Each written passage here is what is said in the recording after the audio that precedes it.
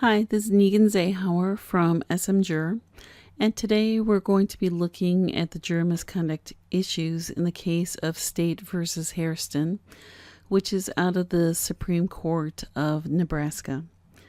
Some issues that I want to highlight in this case that we're going to discuss are that the jury looked at a mirror image or a reverse image of a video on a laptop. We're going to discuss whether or not an evidentiary hearing is necessary. We're going to look at the difference between serious misconduct and no misconduct at all, and then a definition of extraneous. In this case, the defendant was convicted of unlawful discharge of a firearm and use of a weapon to commit a felony. During deliberations, the jury used a laptop which was provided by the court to watch a surveillance video on 2 DVDs which were already admitted into evidence.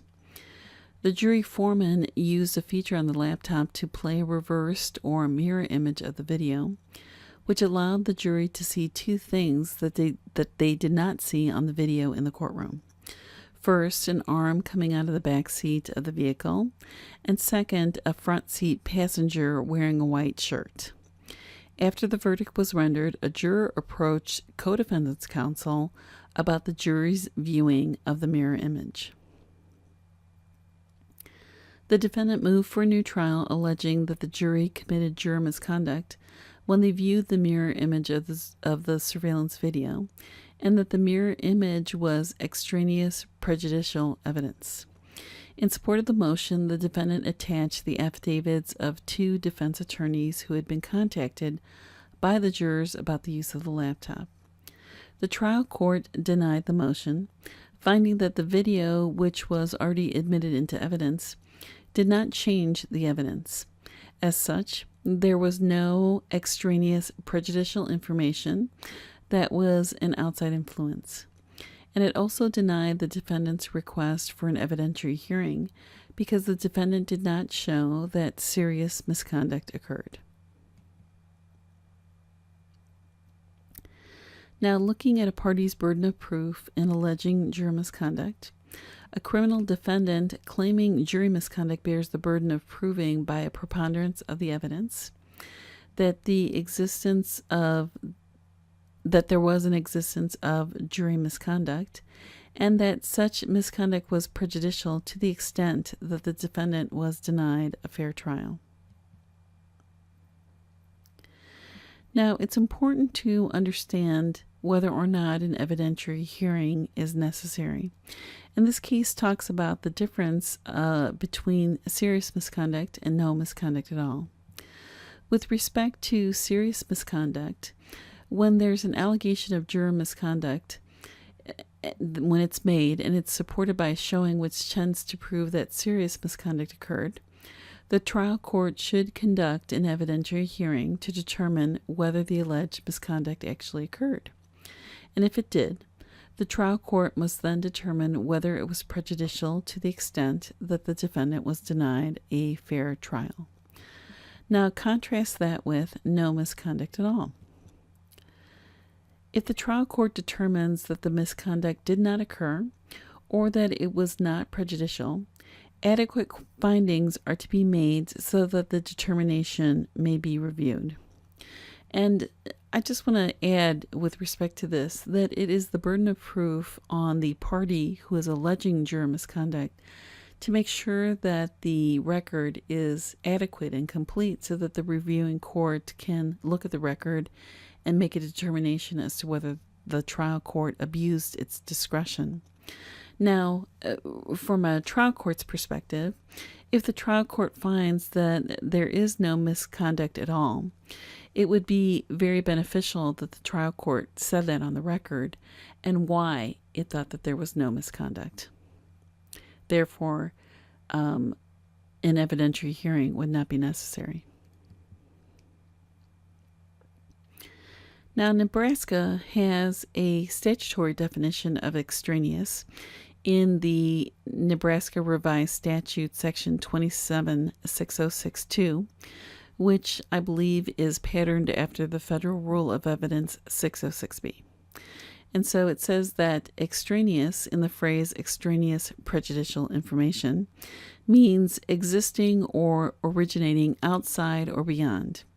External in origin, coming from the outside, brought in, introduced, or added from an external source or point of origin. So words to really think about relative to whether something is extraneous. You can think of the words of outside, beyond, or external.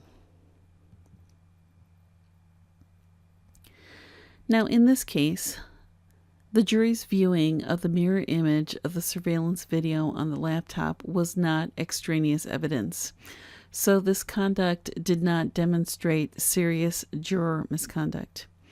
The viewing of the reversed image allowed the jury to make a more critical examination of the exhibit, which had already been admitted into evidence. Since there was no misconduct at all, as such, there was no need to have an evidentiary hearing, and the trial court did not abuse its discretion in denying the defendant's motion for a new trial based on juror misconduct. Now let's take a look at the specific facts which were pivotal to the outcome of the case. The first is that the defendant did not attach affidavits of any juror regarding the use of the mirror image of the surveillance video on the laptop. Instead, he offered 2 affidavits from defense attorneys who had been contacted by the jurors. Now, if we look at those affidavits, statements by the jurors in those affidavits of what they said to the defense attorneys, those statements are hearsay. Now, it may have been a strategic call by the defendant not to actually get affidavits from the jurors themselves, because it would have involved testimony regarding what occurred during jury deliberations. So perhaps it was a strategic call, not a great one in my opinion, but that's neither here nor there. But the statements that the jurors made to the defense attorneys in those affidavits are hearsay, and you should remember that when you are either preparing a motion for juror misconduct or opposing one.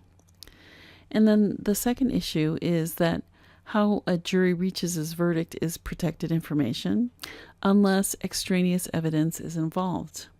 So there was already a determination that the viewing of the mirror image or the reverse image on the laptop was not extraneous. And therefore, since it was not extraneous, the jury cannot elaborate on how they viewed the material, which, by the way, again, was already admitted into evidence. Another point is that the defendant did not allege that the viewing of the mirror image altered or augmented the fixed content of the DVDs, which were already admitted into evidence. So there is no allegation that there was some sort of new evidence. In essence, what this was just looking at the evidence that was already admitted into evidence, but sort of looking at it from a different perspective, let's say.